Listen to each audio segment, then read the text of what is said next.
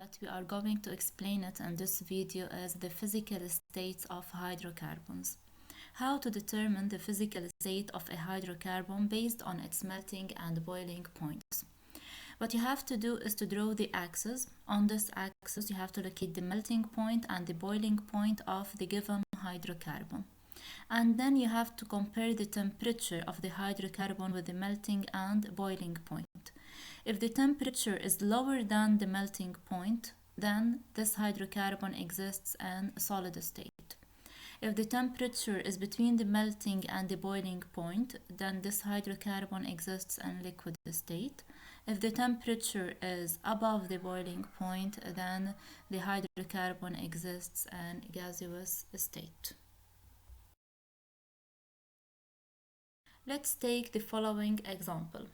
The hydrocarbon butane, its melting point is minus 138 and its boiling point is 0.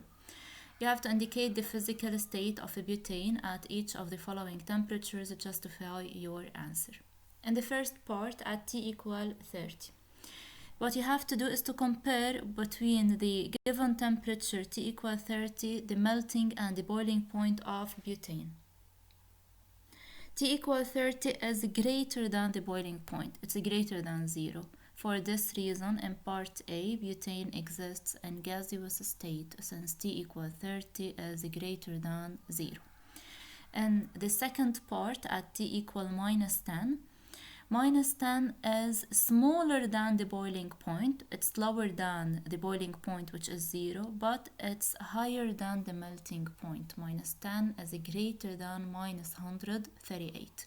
So in this case, in the second part, butane exists in liquid state since T equal minus 10 is between melting and boiling. It's higher than melting but lower than boiling.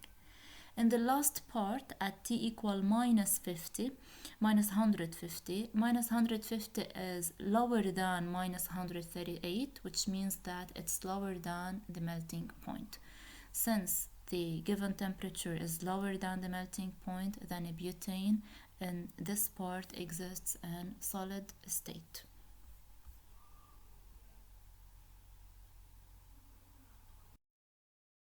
The answers are represented in this slide. In part A, butane exists in gaseous state since T equal 30 is greater than the boiling point. In the second part, it's in liquid since it's between melting and boiling.